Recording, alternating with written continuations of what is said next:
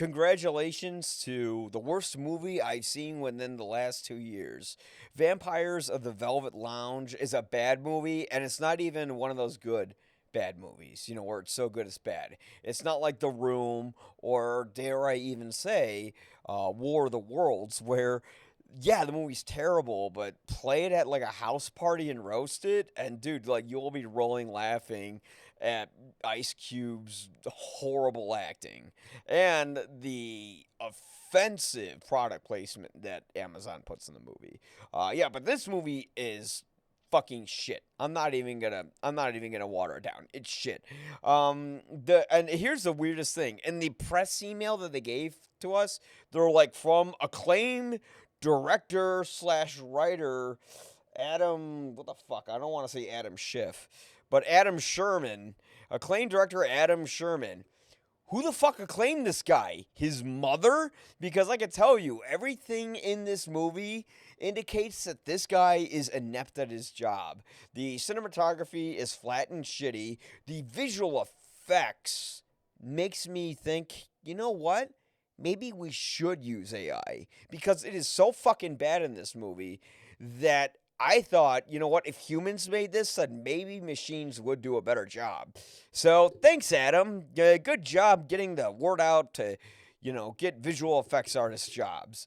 Oh yeah, there's absolutely no structure to the movie, and it's not clear who the protagonist is. If you watch the ads for this movie, you think it's about this vampire hunter girl played by Daichin Lachman. I don't know how to say her name. And she's the only good part of that movie. She's trying really hard to play like a badass within a film filled with performances outside of Tyrese Gibson's that are horrible. You have basically the whole cast, the whole movie, the way it's structured. You're not following the vampire hunter, although all the trailers indicate that you would. No, this movie is like Blade. If Blade was only in the movie for 15 minutes, and you're not following around Frost, but rather like one of the girls in his posse as they go around and suck blood and fly, like shake their ass everywhere. Like this movie is basically directed by a horny, petulant child who doesn't understand woman. Now, there's no gratuitous nudity or anything like that in the movie, but basically all the women in the movie are like wearing leather and they act like idiots and they're constantly sexualized. And the main character in this movie, Mina Savari, or Savari, whatever, she plays Elizabeth. And Elizabeth was this woman who was alive in the 15th in the 1500s in Hungary. And long story short, she ends up becoming a vampire and she wants to bathe in the blood of young women. Which, by the way, when they kill like all the young women in this movie, like there's something that makes no sense. Because there's like a scene where they're cutting the heads off of these girls and they're happy to get their heads cut off while while these characters bathe in their blood. Why are they happy to do that? What's the point? If it was made clear, whatever. But anyways, we learn about Mina Savari's character, Elizabeth, in an opening scroll that's 4 slides deep. The slides are way too short.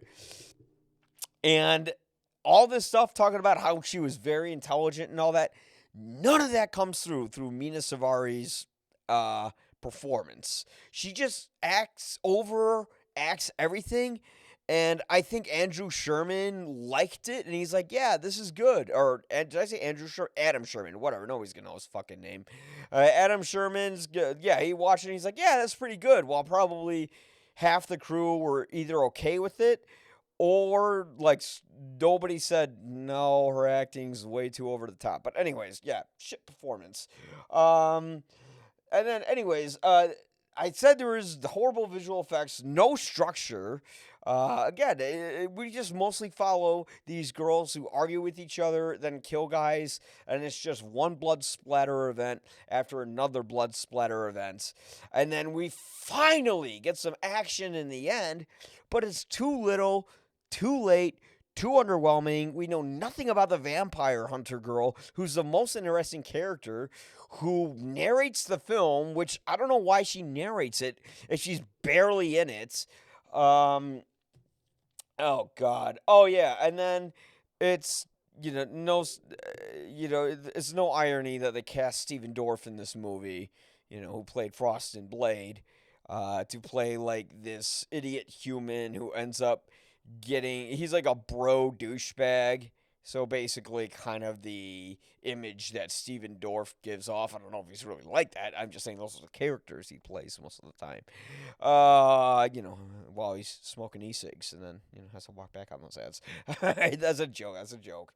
Maybe Steven's a cool guy. I don't know. But anyways, yeah, we got this whole side plot with Tyrese Gibson where he's getting to a divorce from his wife. So Steven Dorff and some other fucking douchebag guy, they're like, well, we're going to get you on a date and you're going to fly out on this date? Why are you flying out for a fucking date? Like, you want to get laid that bad? And if you look that good, I don't think you have to get on a plane to, get a little ass.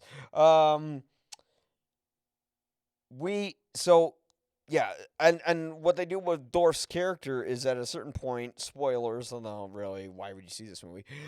Spoilers, he gets his blood sucked, he turns into a vampire, and like, if you take a shot every time he says, I'm Ramses, the devil, baby, yeah!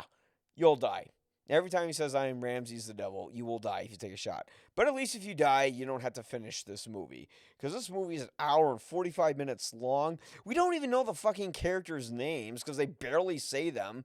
I finally learned who the vampire girl's name was while she was in the middle of a fight near the end of the movie, and one of the characters says, oh, Cora. I'm like, okay, Cora. Because guess what? IMDb doesn't have the character's name, the press notes don't have the character's names, and Wikipedia doesn't have the character's names.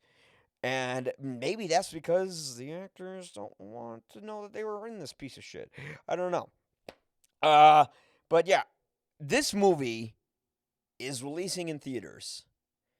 And I would say that this is a slap in the face to cinema if you fork out like $60 total for the day to go all the way to the theater, pay for parking, pay for concessions, to see something that deserves to be on video on demand, from its bad cinematography to its visual effects. Wait till you see the green mist. It looks like something from a Pixar movie. All of these things are terrible. And if Adam Sherman's name is attached to any movie in the future, I'll probably avoid it like the plague that Dracula unleashed on everyone. So yeah, this movie, I gave it mercy. I could have given it half out of 4 Guinnesses. So not even a 1, just a half. But I was lazy. I didn't see the half in my documents, and I didn't want to go in Photoshop and make one. So I was nice and I gave it 1. But I'll tell you, man, this isn't a fun, bad movie. This isn't The Room. This isn't Samurai Cop. This isn't War of the Worlds.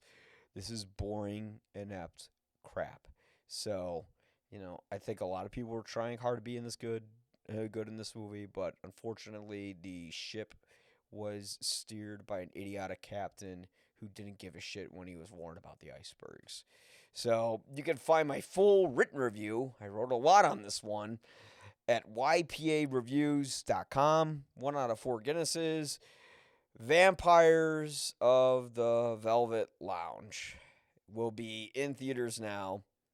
Don't waste your money. Don't see it. And just see Project Hail Mary this weekend. That's a good one to see. Don't see that. Don't see Ready or Not to. See Project Hail Mary. Okay. Well, good thing I don't send my reactions to the press guys for this. Although I was pretty fucking harsh on the movie in there too. All right. Wow. I went on for a while with this one. All right. Have a good one. Oh, and find the full written review at ypareviews.com. Okay. Damn. That was a shitty outro, like double outro. Bye.